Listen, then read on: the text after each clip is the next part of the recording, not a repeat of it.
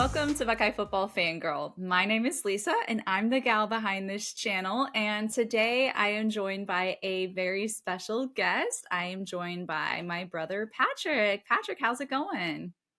It's going pretty good. How are you? Awesome. I'm doing good, thank you. I Excited for the am game? Oh my goodness, I am getting ready. It has been something that I've been looking forward to all year, of course, especially seeing TTUN with all of their struggles that they've been having this year. That has been Mm-hmm. glorious to see. But I'm getting excited. I wanted to have Patrick on here just to chat a little bit about Buckeye football.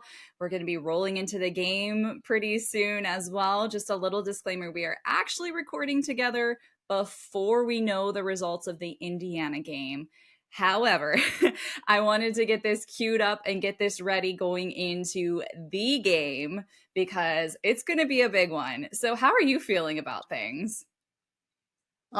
Pretty good. A little bit nervous about the O-line. That's my biggest concern heading into Yeah, this game. yeah, Michigan there has have a just really strong been. defensive front, and their Mm-hmm. strength against what may be our weakness with our top two O linemen being out has me a little bit concerned whether they'll be able to disrupt the flow of our offense. Ugh. Yeah, those injuries have been killer this year. I feel like first, losing Simmons, and then I know Zen's still dealing with an injury, and then losing McLaughlin. Mm-hmm. That's been brutal to the line. And I know the line as well. It was one of those areas last year that had some questionable play. We were rolling into this year hoping things would get better, Mm-hmm. and they did. And then they had to get, like, things got shuffled around a little bit after Simmons got hurt there. It looked a little shaky during the Nebraska game, but then the past 2 weeks they've looked great until McLaughlin unfortunately gets injured during practice. So super unfortunate for sure. He was so solid at that center position. What are your thoughts on what they're going to have to do to stand up and stand their ground against this TTUN defensive line? Well, it'll be interesting to see how much Chip Kelly is determined to run the ball because this year they've really made an emphasis of really getting the running game going to set up the passing game, which Yes. is good, but at times has been frustrating where our passing game has been so good that sometimes our running game has struggled. Which, if we just would just throw the ball more, I almost feel like our offense would click more and we would have more explosive plays Mm-hmm. and I'd like to see them actually pass more to then set up the run. Have Okay. Michigan because of Flip our things passing around game. there. Exactly. If we can attack them through the air, then they're going to have to drop more back into coverage, and then I can see more running lanes being able to be opened up. Mm-hmm. And that makes sense. That makes sense. So that kind of leads me into another question. What are your thoughts of Will Howard overall? I guess you could take this overall as a quarterback and then specifically maybe even as a passer, since you were just talking about that passing game. So I would say that he has definitely exceeded my expectations this year. Just his overall efficiency, the way he's been able to take control of the offense, his accuracy, even down the field on deep throws. He's completed about 50% of his deep throws downfield, which is pretty close to tops in the country. I would say Mm-hmm. that he's definitely exceeded my expectations. Just the handle he's had on the offense and the leadership that he's been able to display. I have been leaning more and more that way too. I think for a lot of this season, I was very much, I guess, in the camp of, hey, he doesn't need to be a superstar. We just need him to throw to the other superstars on the team or pass the ball Mm-hmm. off to the superstar running backs that we have on the team because he's surrounded by talent. But looking back at his play, he has been so solid. He hasn't made any big time game mistakes over the past couple weeks.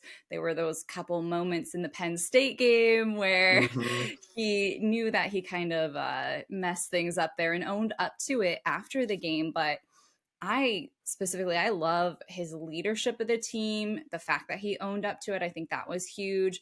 And just, I don't know, he seems to carry an excitement and a confidence of himself in the position, and he's really, really been playing at an amazing like playing level recently. So I'm with you there. I think he has been phenomenal so far this year. I've been very, very happy with his play as well. So let's move in a little bit to talk about some of the other players on the team. I'm curious to know, I always like to ask people this, but who has been your favorite player that you've been watching so far this season? I would say my favorite player has been Jeremiah Smith. Just the Mm. game changing, just how just athletic and how physical he's been as a receiver. I wish he would get more targets, but it's tough because we have so many other good Oh weapons. my But I feel goodness, like there's he's the not X enough footballs factor. to go around. Exactly. I feel like he's the one player that could kind of take over a game and Mm. just kind of carry the team when they're struggling on offense. Mm-hmm. Mm-hmm. Just kind of like Yeah, Marvin Harrison was last year, where just throw it to Marv and things would be okay. I feel like they can almost do that more with Jeremiah Smith, and uh-huh. I think our offense would flow better.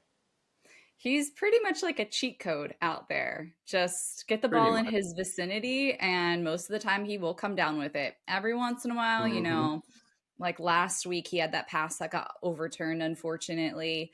And, every once in a while, something will slip through his fingers, but he has just been He's human. incredible. He's human. Mm-hmm. He's a freshman. I mean, let's not Uh-huh. forget that. Like he is still learning out there on the field, but he is performing at such a high level. It is so exciting to see him play.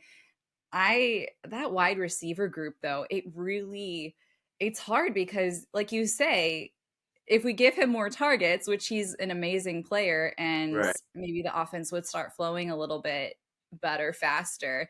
But then you're But taking Carnell away Tate's targets. starting to come on, and Exactly. his You're two taking away touchdown targets from game against Carnell Tate, Northwestern. Emeka Egbuka, and they are phenomenal players too. So, like Brandon the Ennis is last explosive and hardly on the field.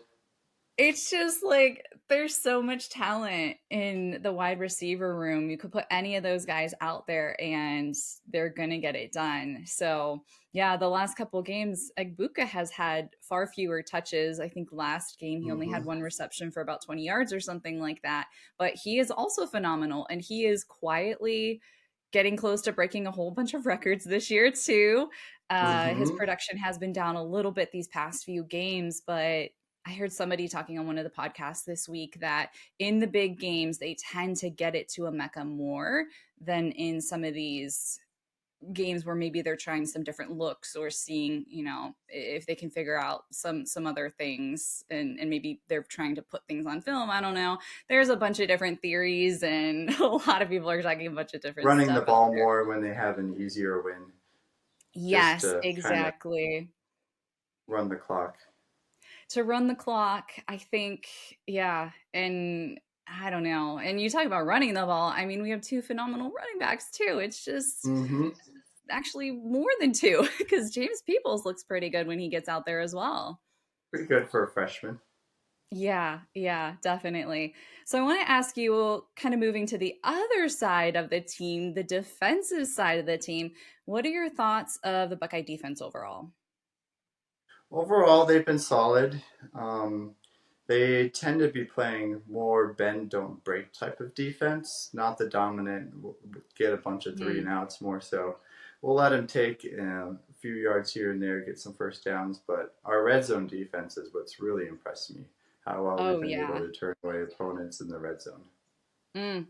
They have done that time and time again where the opponent is driving down the field and it's just like, okay, defense, what are you doing here? And then they'll Mhm. get that stop in the red zone or turnover will happen, when they're in that red zone and things will just start swinging the other way, which is always great to see as well.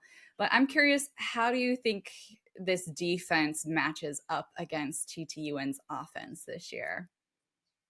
I feel like as long as we can get pressure, our D line has at times been inconsistent whether they've been able to generate pressure on the quarterback, opposing quarterbacks, Mm-hmm. which is my probably my biggest concern because I feel like in coverage we've held up pretty well, except for the times when our D line hasn't really been able to pressure, and the quarterback's just been able to sit back, and then they've had time to pick apart our zone defense that we like to run. Where Denzel Mm-hmm. Burke has been getting a lot of flack for some of his play, some of getting Mm-hmm. beat. Where I feel like he at times should play more physical and be more aggressive, whereas Mm-hmm. Igbenogson at times I feel like he should back off a little bit. So if we Oh, could kind Iggy. of meld them together, have Burke be more aggressive and Igbenogson not as much, I think our Would that be the secondary perfect would. cornerback? That would be Oh my goodness, let's just like create half Iggy, half Burke cornerback, and then we would just be set. Igby Burke. Igby Burke. Burke Yeah, Benosin. there you go. I'd be down for that. Oh my goodness. Yeah, I know Burke has, like you said, he's received a lot of flack lately because he's been getting burnt multiple times in some of these games. Especially the Oregon game. Oh, that was brutal to see. Absolutely brutal to see. And he's been one of my favorite players to watch all throughout his career at Ohio State. So just seeing this him getting burnt like that, it hurts. It hurts. Hmm. But oh man, I don't know what the answer is there. Do you think that TTUN has the weapons to really challenge him and Igbenosin in No, wide receiver? no, they don't. They don't have the Mm-hmm. quarterback that's really going to be able to throw it down the field and challenge them.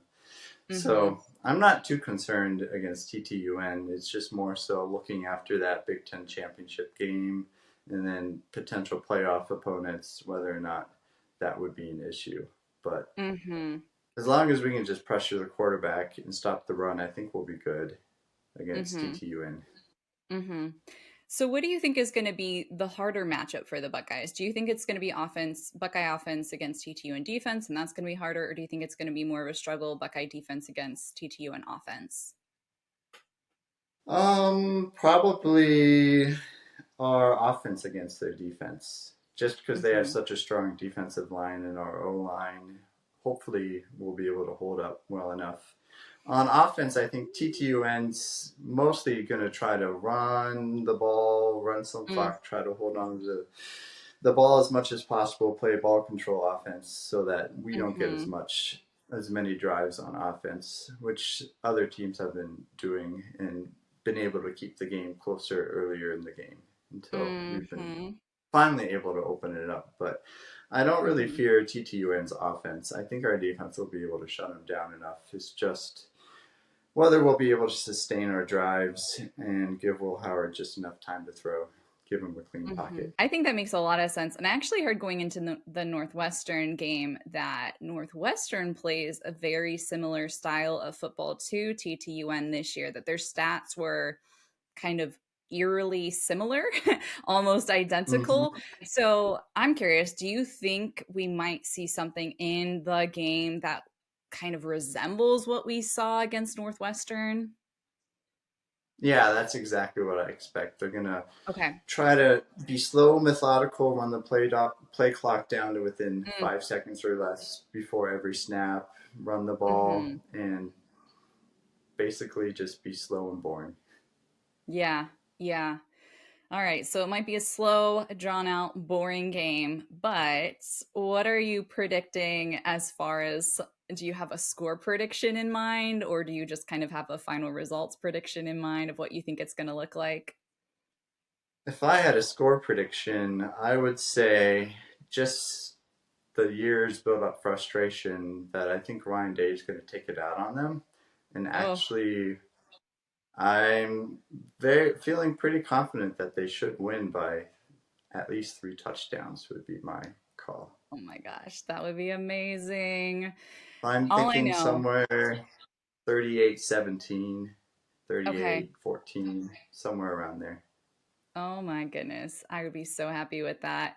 All I know is these Buckeyes, they need to get their gold pants. So it's been Mhm. far too long since they've received them. The past 3 years have been majorly frustrating. Of course, there's been other stuff going on, which we're supposed to be hearing more about this upcoming week, right? So Mhm.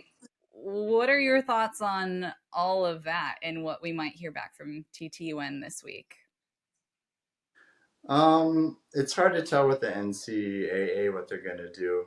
Hmm. I would expect some pretty harsh punishments for them coming, but time will just have to tell. We'll just have to wait Hmm. and see. Hmm. Hmm. If you think about Yeah. all the punishments Ohio State received over their players in the tattoo scandal, this is way worse than that. So one would think Way that they would really worse. come down Way hard on them. worse. Hmm. I'm still bitter too. So we went to go see the TTUN Buckeye game 2 years ago, and that was such a heartbreaking, disappointing loss. That drive back to our parents' house afterwards was just quiet. It was a long drive after that game. And now we know what we know, and it still Hmm. makes me bitter. But I'm Hmm. looking forward to a much better outcome this year. I'm looking forward to seeing what the NCAA will actually do. Hopefully, it's substantial. Hopefully. And yeah, I'm looking forward to watching the game. So again, we are recording this before we know the results of the Indiana game. That one, the Buckeyes have to get done what they need to do in that game first before we get to the game. It's always such a big buildup leading into this rivalry. There's so much history there. So it goes back, and there's so many feelings that are just like ingrained. I feel in myself, probably in you, from our dad ingraining, Hmm. just the tradition of this rivalry into us. So it's going to be good. It should be a much more enjoyable game for us to watch this year. But to close it Final out, score prediction 38-14 is going to be 38 my 14. All right, you guys heard it what here. I'm Do you have feeling. Okay. You have a feeling it's going to be a pretty good Pretty win nice, right there. comfortable win. All right. I'll take it. Do you have any final thoughts, Patrick, before we close this out? No, just go Bucks. All right, go Bucks. Thank you guys for tuning in. If you have any additional thoughts, any comments on how you think the game is going to go, any score predictions, go ahead, drop them below. I love receiving everybody's comments every week and just getting to interact and chat with everybody on there. It's so much fun.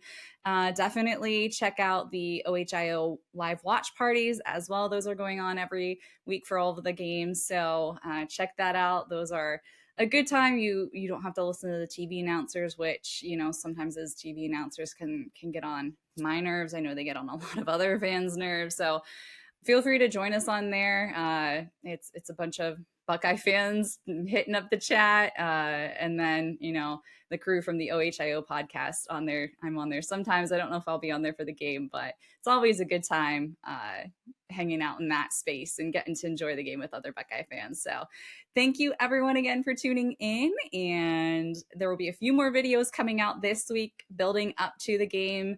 I love doing this and just kind of rolling out a few extra videos because of this rivalry, and I get so excited about it. I love getting excited with everybody else out there too. So again, thanks for tuning in. I'll catch you at the next video. OH. Io.